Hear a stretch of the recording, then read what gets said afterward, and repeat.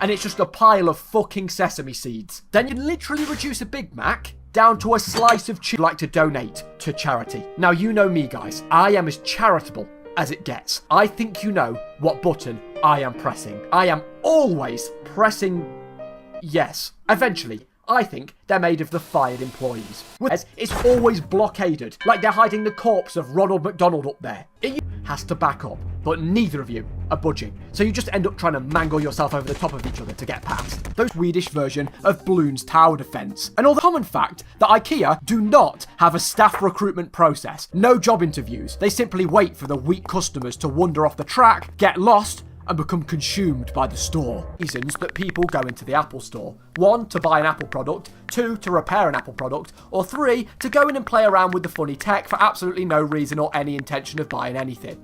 And it's usually the third. We're running over to the iMacs, firstly trying to work out how macOS works, and I'm too worried that even lifting them an inch will set some huge alarm off, and the entire store will go into lockdown, and the staff will shoot into action mode and watch the confusion on everyone's face like some sort of fucked up magic trick. Now, entire school.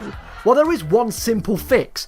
Just cut the wires away. Make sure it doesn't get sucked up by a Roomba, dragging you to the shadow realm. Doctors might be in a bit of a sticky situation that goes into them.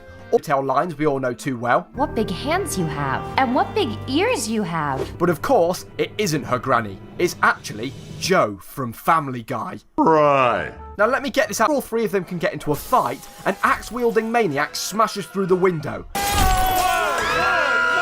Uniform. I think we can overlook a frog with a pet. Okay, why the fuck is he taking notes? Anyway. Why do they call you Flippers? Get on.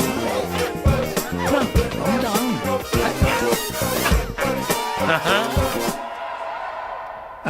Red runs into Resident Bunny Rabbit, Boingo, voiced by Andy Dick, and he hops off on his merry way. In a quick Handed on the loose, recipes were becoming an endangered species. Remembering things doesn't exist. To her dismay, Granny says no, because she thinks it would be way too dangerous. Maybe I should bring you the recipe book, just for safety. Walk up with my toolie, what he do? And Red finds a rock labelled You're Next. You're next? What does it mean, you're next? Fuck you, Granny. Squirrel mouth camera. Let me have a look. I'd rather you didn't. 1 gigabyte of RAM to render him. Beep, beep, motherfucker! Schnitzel!